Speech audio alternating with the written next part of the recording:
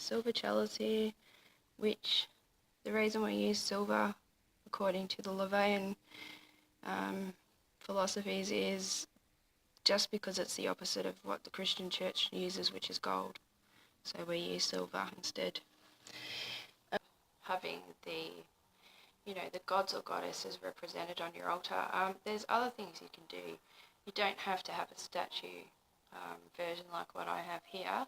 You can also use paintings or drawings or printouts from the internet. You can buy prints off artists that you feel, if their artwork represents a certain god or goddess. Of course, you could also get copies of, really ancient works of gods and goddesses, which would be pretty nice. Other things you can have on your altar too, especially if you're Asatru, you'd probably have your runes. Runes are a pretty important part of Asatru. So I do have a cast iron bowl of runes. Now, the other thing I wanted to say too, and I forgot this, is a lot of the time you'll have a cauldron, and they're usually quite small these days. It's not like ones that you would, see in fairy tales where it's a huge, huge cauldron. We just have small ones, and obviously you have to be very, very careful.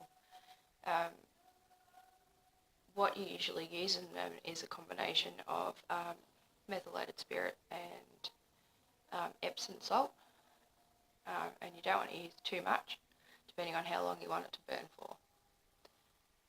Obviously you're going to use fire plates and that around it, and have nothing near it and a lot of space, but that is one important part. A lot of people do have the cauldron. And there are different type of wands too. So mine I kind of made myself with the help of an animal. But you can use anything you want. You can create your own. You can buy them. It doesn't have to be a specific material. You can use whatever suits you. Although I will say I wouldn't use plastic.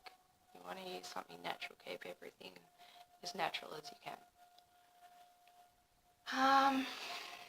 Okay, so with the Athame, that is symbolic of the masculine, and it's a phallic symbol.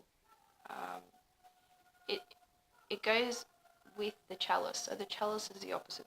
The chalice is the feminine, and the womb basically represents the womb. So when you're using them, you will, sword to the sky, or Athame to the sky, and as above,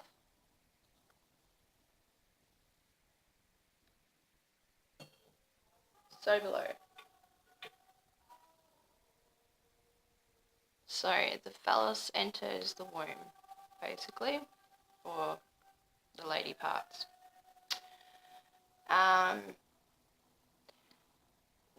Something else you can think about if you are into crystal healing or just crystals in general, you can have them on your altar. I've had several altars in the past with this spell plate. I don't know if you can see that well. Yeah, it's got a pentagram on it.